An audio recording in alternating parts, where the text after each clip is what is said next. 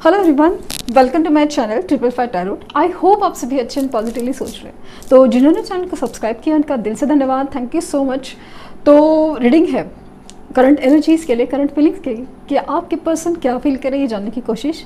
Reading general है, collective है, timeless है। जब भी आपके सामने शायद वो मैसेज आपके लिए हो सकता है, लेकिन जो पॉजिटिव है चीज़ें उसके ही अपने साथ रखना है और नेगेटिव चीज़ों को अपने पास बिल्कुल नहीं रखना है। तो जो भी नज़र आता है बताती हूँ। और दूसरा चीज़ है, रिक्वेस्टेड टॉपिक था थर्ड पार्टी सिचुएशन, जिसकी रीडिंग मैंने करी हुई है, तो आप मेरे चैनल के प्लेलिस्ट में जाके देख सकते हैं। तो वो है। और रीडिंग स्टार्ट करते हैं। आज सुबह की रीडिंग अगर आपने देखनी है कि आपको वेट करना चाहिए मोहन, अगेन वो भी रिक्वेस्टेड टॉपिक ही था। अगेन और भी रिक्वेस्टेड टॉपिक है, वो लेते जाऊँगी। लेट्स सी कि क्या निकल के आता है। तो नेक्स्ट सेक्शन इस डेक से चेक करेंगे और पहले देखते हैं energy.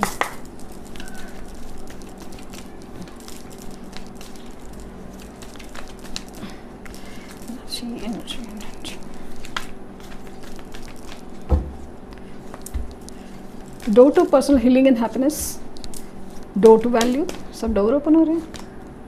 7 chakra, okay, architecture Uriel, man holding a coin, 7 number, angel of strength और woman holding a heart. Bottom deck है इनडिसीजन, 8 नंबर। तो पॉसिबल है आपको 69 नंबर, 88, 888 एंजल नंबर आपको दिख रहे हैं। 69 नंबर दिख रहा है। और यहाँ पे ना इवन 777 की एनर्जी भी ज़्यादा है।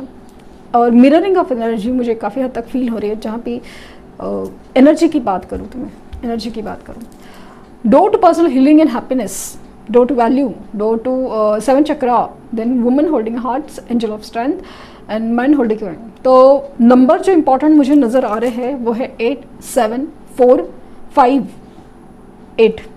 88 आया है, 5 आया है, सॉरी। और 7 नंबर भी डबल आया है। तो कुछ रिपीटिंग एंजल नंबर शायद आपको दिख रहा है, जैसे कि 12-12 हो, 10-10 हो, स्पेशली 10-10 वगैरह, जैसे जो एक न्यू बिगिनिंग को दर्शाते हैं वो वाले एनर्जी चांसेस बहुत बहुत ज़्यादा है। 15-15 ऐसे काइंड ऑफ फील हो रहा है मुझे।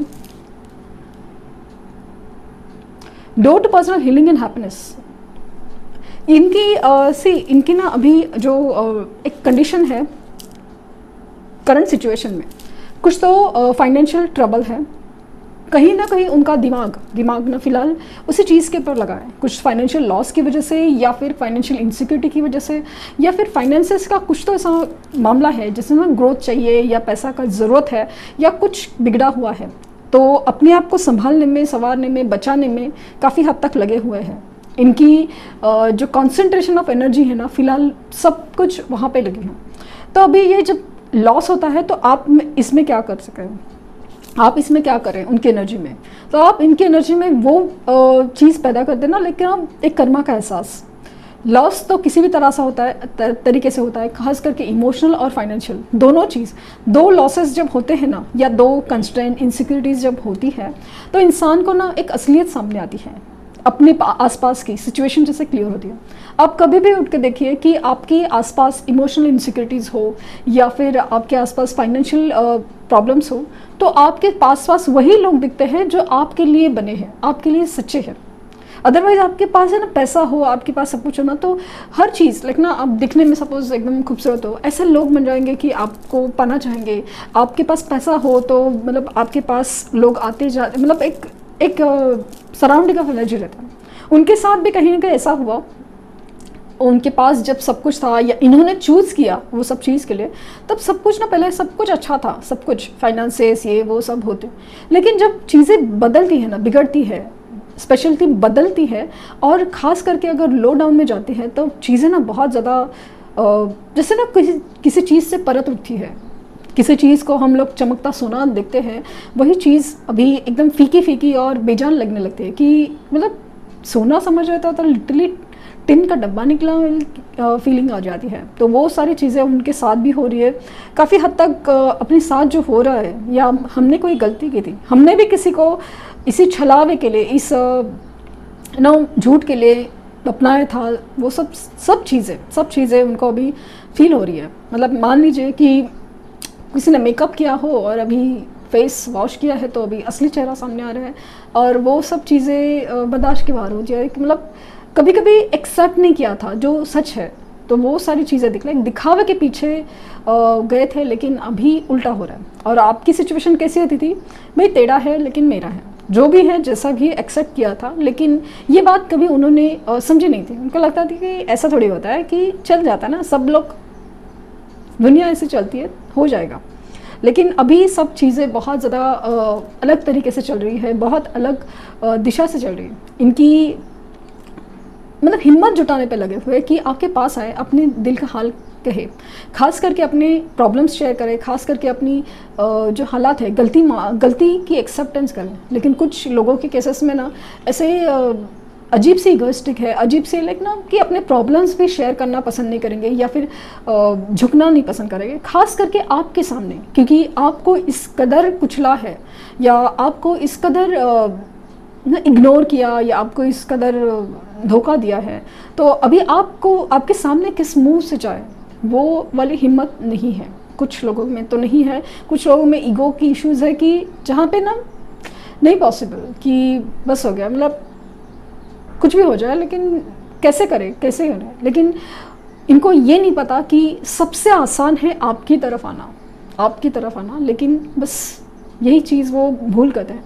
और यही एक्चुअली उनकी सीख है कि उनको समझना है, उनको हिम्मत बनानी पड़ेगी, उनको हिम्मत करनी पड़ेगी आपके पास आने की, क्योंकि वो समझते हैं कि आप सुना देंगे का बात अलग है, बट कुछ चीज़ें सुनने का भी हिम्मत होना चाहिए। अगर गलती की है वो सब चीज़ें सुनने का भी हिम्मत होना चाहिए, तो वो चीज़ें दिख रही हैं। तो कहीं ना कहीं स्पिरिचुअल गाइडेंस उनकी तरफ भी है, कुछ है, लेकिन फ़िलहाल एनर्जी काफ़ी ज़्यादा अपने लाइफ के प्रॉब्लम्स या लाइफ का फोकस किसी और की वजह से होने से, लेकिन दिल और दिमाग ऐसे जंग छिड़ी हुए, क्या डिसीजन ले, क्या नहीं ले, क्या हो सकता है, इनसिक्योरिटीज़ वगैरह काफ़ी ज़्यादा हैं।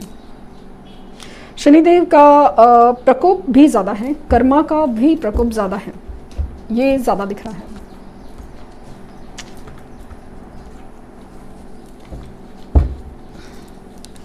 इसलिए तो गुस्से में, एंग्जाइटी में कोई डिसीजन लेना बहुत आसान होता है, लेकिन बाद में उसका कॉन्सिक्वेंसेस कहते हैं जो बहुत ज़्यादा डिफ़िकल्ट हो जाते हैं।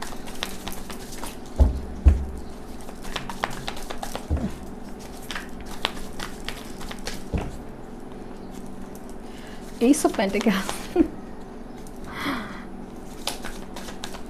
Two of swords, confusion sure है, टावर, फाइव ऑफ पेंटिकल्स, मैंने कहा ना फाइनेंशियल कुछ तो प्रॉब्लम है, night of wands,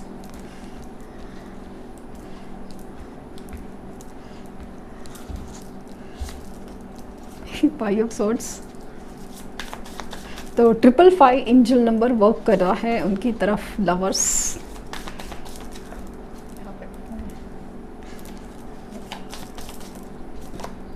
ten of pentacles, nine of swords, हालत देखिए,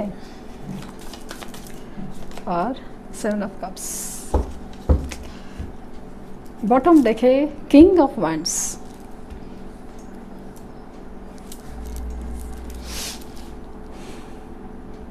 कंफ्यूजन, सरदर्द है, लिटरली सरदर्द है। सी ये एनर्जी है अजीब सी, लाइक पछतावा, रिग्रेट, सरदर्द, कोई दिमाग खा रहा है वाली एनर्जी है, तो कोई दिमाग ख़राब हो रहा है एनर्जी है, कन्फ्यूजन है बहुत ज़्यादा। लाइक ना आप देख सकते हैं ये तीनों कार्ड्स में जैसे एनर्जी है ना, एक कॉमन है, लाइक कर्मों का असर काफ़ी ज़्यादा दिख रहा है। पछतावा है, रिग्रेट है, कन्फ्यूजन है, ये सब लिटरली कोई जैसे ना नोच रहा हो काइंड ऑफ एनर्जी है। इनकी लाइफ में जो भी सिचुएशन है, जो स्पेशली ऐसा लग रहा है ना फाइनेंशियल और इमोशनल टावर सिचुएशन, ये जो चीज़ वो जो खोना नहीं चाहते, पकड़ के बैठे थे ना बहुत ज़्यादा, यही सारी चीज़ें उनके लिए काफ़ी हद तक मायने रखती थी, बहुत ज़्यादा। हर चीज़ से वो अभी बाहर निकलना चाहते हैं। कुछ तो फाइनेंशियल कंस्ट्रेंट है, फाइनेंशियल लॉसेस में जिसने कहा है, तो उससे बाहर निकलना चाहते हैं। रातों रातों को जागने की एनर्जी है, पछतावे की है, इमोशनल लॉस की है, कन्फ्यूजन है, गुस्सा है खुद के ऊपर। वो जो एक मैसेज है, I am hating myself to leave you वाली एनर्जी बहुत ज़्यादा है, क्योंकि उन्होंने गलत ऑप्शन चूज़ किया। ये बातें ज़रूर उनको समझ में आ रही हैं, ये फील हो रहा है। आपके बारे में फीलिंग का बात करूँ ना, तो ये है कि आपके लिए ना बेहद फिजिकल अट्रैक्शन है, बेहद गजब का ऐसा फिजिकल अट्रैक्शन। लेकिन फिलहाल ना ऐसे हिम्मत नहीं होने की वजह से ना ये जो एनर्जी है ना बहुत ज़्यादा, लाइक आपके पास उनका जल्द ही कॉल मैसेज आ सकता है, लेकिन एक श्योरिटी बोलते ना, कमिटमेंट वगैरह, वो सब चीज़ें बहुत ज़्यादा कम दिख रही है।